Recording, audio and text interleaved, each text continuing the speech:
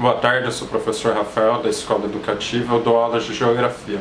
Hoje teremos uma revisão. Na revisão você precisa de papel, caneta e lápis para anotar tudo o que for explicado. Além disso, caso não consiga entender nenhum conteúdo, assista novamente. Muito obrigado.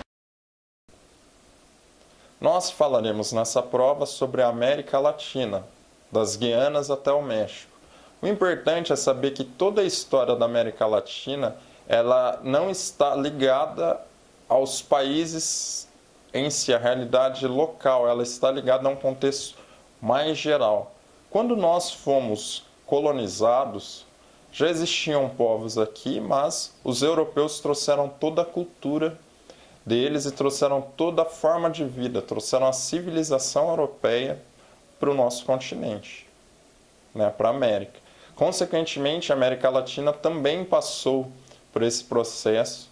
Vários países tiveram uma mescla da cultura local com a cultura europeia, mas o importante de saber é o seguinte, não é pensar nesses fatores culturais apenas, mas é pensar que quando nós fomos construídos, Portugal pensava em explorar essa região. Então nós fomos construídos primeiramente para tirar as riquezas daqui, cana-de-açúcar, os países da América Latina também.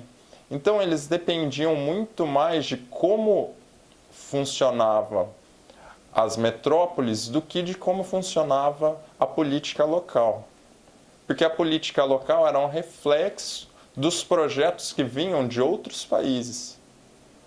Bom, nós fizemos a nossa independência no século XIX, mas ainda continuamos ligados a vários países. Primeiro a Inglaterra, depois os Estados Unidos. E aí é importante a gente saber o seguinte, que os Estados Unidos ele tem um domínio total. Ele criou uma doutrina até chamada Doutrina Monroe, que era América para os americanos, que era para tentar afastar a influência de todos os demais países da Europa do continente americano e deixar só a grande potência dos Estados Unidos explorando todos esses países. Bom, e essa doutrina, ela não era só uma doutrina intelectual, ela era um plano político. Os Estados Unidos, eles foram responsáveis pela independência de Cuba. Eles mandaram tropas e eles tiveram uma guerra contra a Espanha para tornar Cuba independente. Eles se meteram em várias brigas e eles conseguiram vários territórios. Costa Rica, por exemplo, é um território dos Estados Unidos.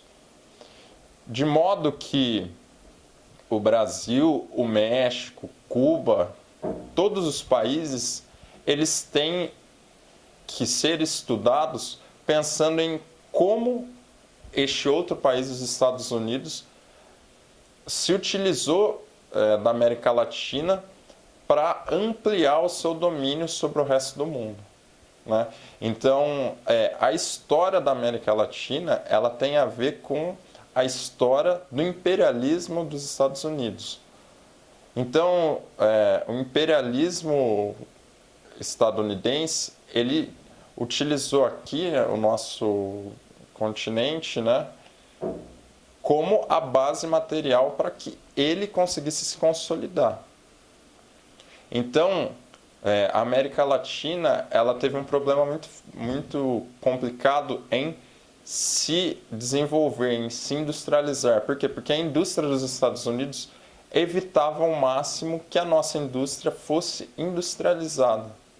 Aqui, para os Estados Unidos, né, era único e exclusivamente um mercado consumidor, isso significa um local para eles venderem os produtos que foram produzidos lá, e quando muito a gente venderia as nossas matérias-primas, que todo mundo sabe, matéria-prima são coisas extremamente baratas, são coisas que dão muito pouco lucro, elas não conseguem desenvolver um país porque elas não passam por quase nenhum processo de industrialização.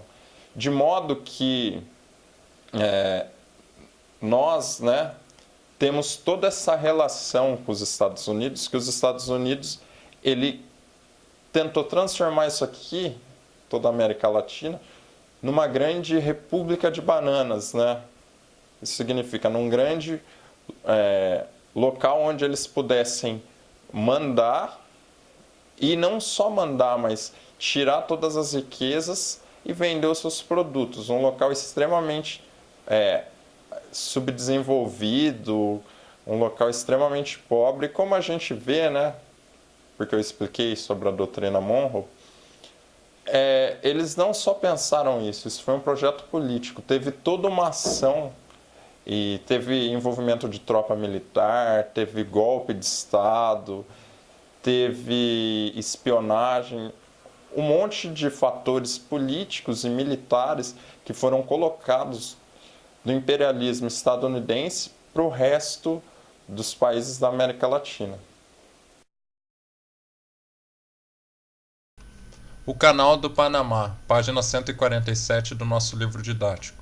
Aqui leremos só a parte relacionada aos Estados Unidos, mas é importante ler todo este tópico também.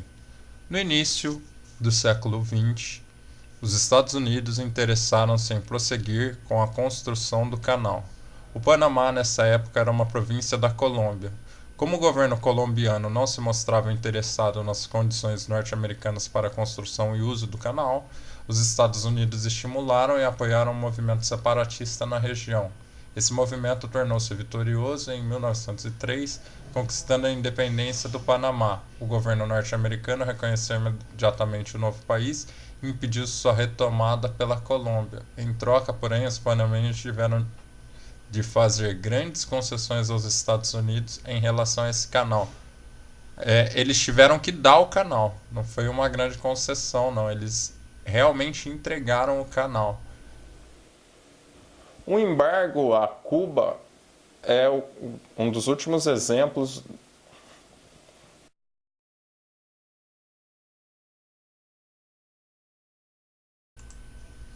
O Haiti, página 149 do nosso livro didático. É importante ter em mente que o Haiti ele é um país muito diferente dos outros países da América Latina, por ter sido o primeiro país da América Latina a ter feito a independência e pelo processo de independência ter sido um processo revolucionário. Vai ser necessário ler todo esse texto para a prova, mas aqui a gente só vai ler o primeiro período. Vamos lá? O Haiti foi a primeira colônia na América Latina a se tornar um país independente. Por esse motivo, e porque quem assumiu o poder foram os antigos escravos africanos e não a elite de origem europeia, sofreu o boicote das potências europeias no século XIX.